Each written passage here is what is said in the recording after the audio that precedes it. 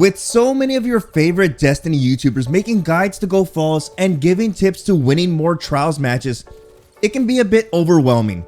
But I've had a few people tell me, just tell me what I need to avoid. Well, this brings us to the topic of today's video. I thought it would be fun to put together a list of the 10 things you need to avoid when trying to go flawless in Trials of Osiris. Personally, I find it much easier to remember a small list of things not to do rather than a laundry list of things you need to do. So if you find yourself as someone who wants to win more matches in Trials, regardless if you're a solo queuing player or running with friends, then this video is for you. But without further delay, let's get into the video. Starting off with number 10, we have changing your weapons before the start of a round. Okay, I know, we've all been there. You're trying a specific loadout on a map and it goes horribly wrong.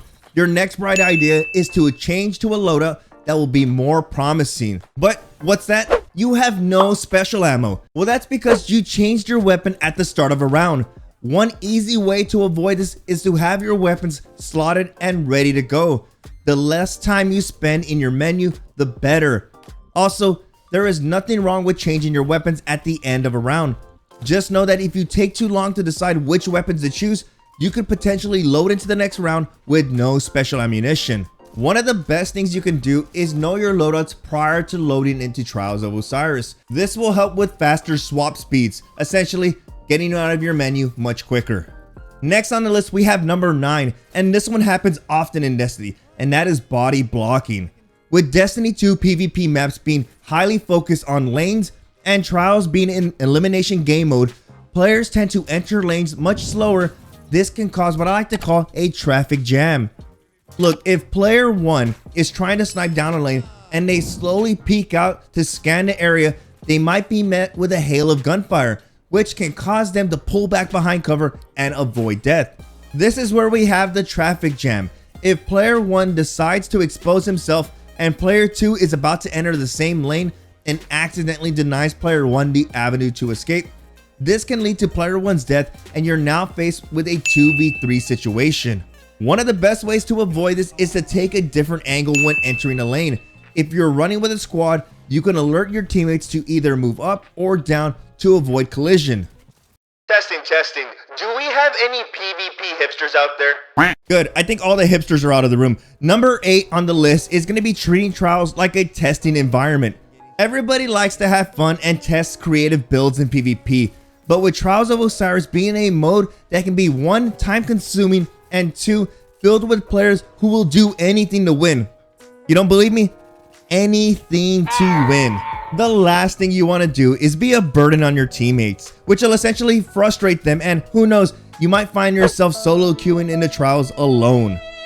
Now, I'm of belief that you should use the weapons you feel most comfortable with, something you use frequently and are well versed on the ins and outs of said weapon. So before you put on 3 grenade launchers and try to meme your way to flawless, you might want to stop and think how effective of a teammate you're going to be.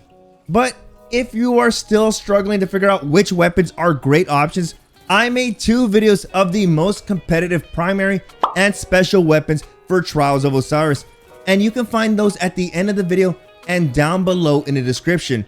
So if you're still looking for some top tier options, you should check out those videos. Our next mistake hits close to home. If you've ever stopped by any of my streams, then you know I go by the name BRAVExHERO, since I love to flank my enemies as often as I can. Number 7, we have solo engaging, which can be flanking or engaging enemies by yourself. When it comes to playing Trials of Osiris, there is always strength in numbers.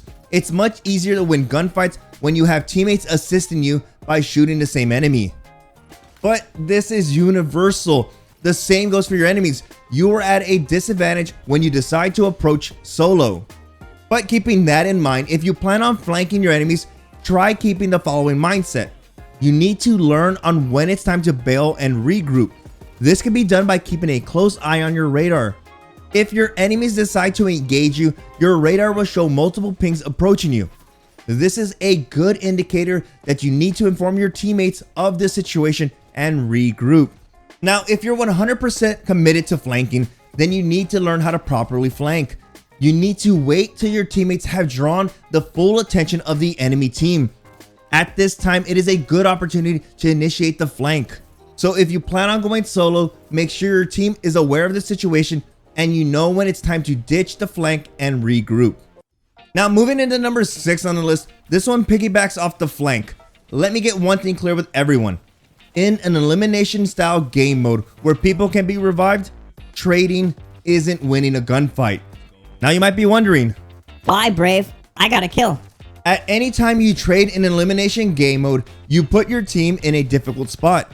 If you are flanking and die, then you now have put your team in a difficult situation. They now have to decide to fight to revive you or deal with the enemy team, or both. What really shows why trading in Trials is a bad play is when you trade with your enemy in enemy territory. This puts your team in a bad spot since the enemy now can revive their fallen teammate and can easily control your orb. Just because you can secure a kill doesn't mean you helped your team out. It could actually have a negative effect. The best way to avoid this is to be in a location that is easily accessible by your teammates and avoid taking on more risks than necessary. All right, let me ask you, how deadly are supers in Trials? I would say if used properly, they can easily secure the round for your team. If you can properly plan your supers, it can be a surefire way to secure the match for you and your team. But how often do you catch yourself or your teammates activating supers simultaneously? You know what happens? It could be round 3 and you just use 2 of your 3 supers. That is a feels bad moment right there. But why? Why does it happen? Well, this usually happens when an enemy super is activated and your team panics to counter with the super. Now, I'm not saying that this shouldn't happen, but if you can coordinate with your team, if that be through TeamSpeak or game chat, or maybe you're in a Discord call with friends, just by letting them know that you intend on using your super on the upcoming round can be a good way to avoid double and triple super activations in a single round. Literally, it could be as simple as I have a counter for the Stormcaller super. And the reason why this is important is because supers can be the determining factor in winning all 5 rounds or losing at the very end. All right, number 4 is one that I preach a lot. Let me paint the scenario for you. It's the final round. Our team is down 1 round and your enemy is close to securing the entire match. You look up and you see Gary with his super ready to go. You're excited, you know, there's hope, you're ready to go. The match ends and you look and you realize Gary didn't use his super.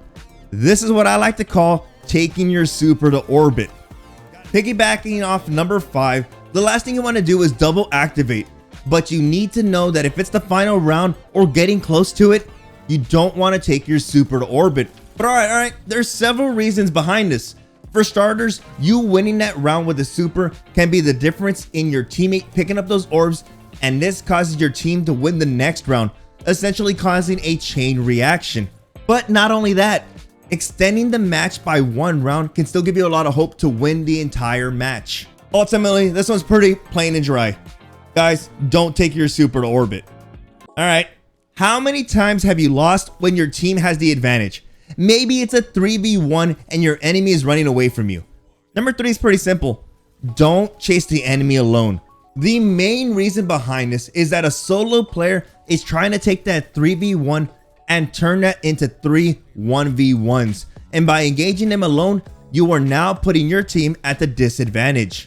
Rather than chasing your enemy, you should use that time and focus on securing the area and building super energy. This not only keeps you and your team together, remember, there's strength in numbers, but this forces your enemy's hand, and now they have to make a decision to either engage or extend the round, which will essentially give your team more super energy.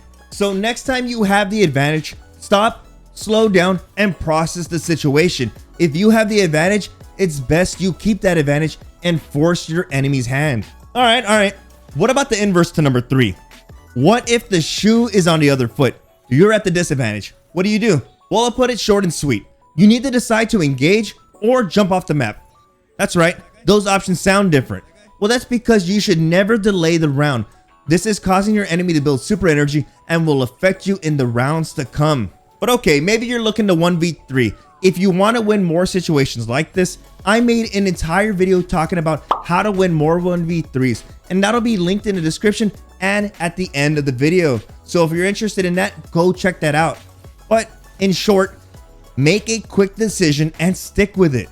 All right, we made our way through the entire list. There are a lot of mistakes that can be made when playing Trials, but our final mistake is one that happens oh so often. Number 1, don't leave the enemy orb.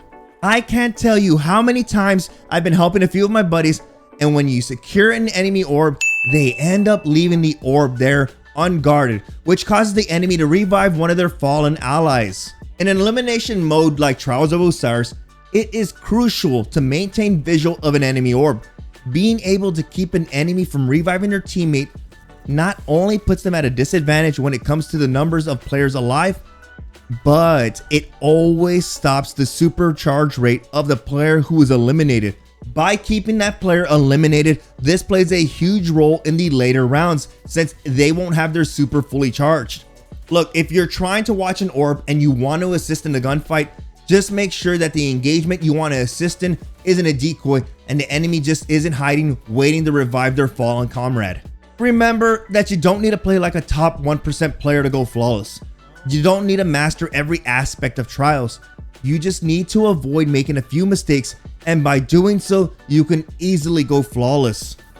But with that, I hope you guys enjoyed the video, and if you did, feel free to leave a like, which lets me know to make more content like this. Also, if you're looking for more Trials guides, you can find them on screen now. I really do appreciate you guys stopping by and hanging out. I hope you all have a good day, and I will see you in the next video.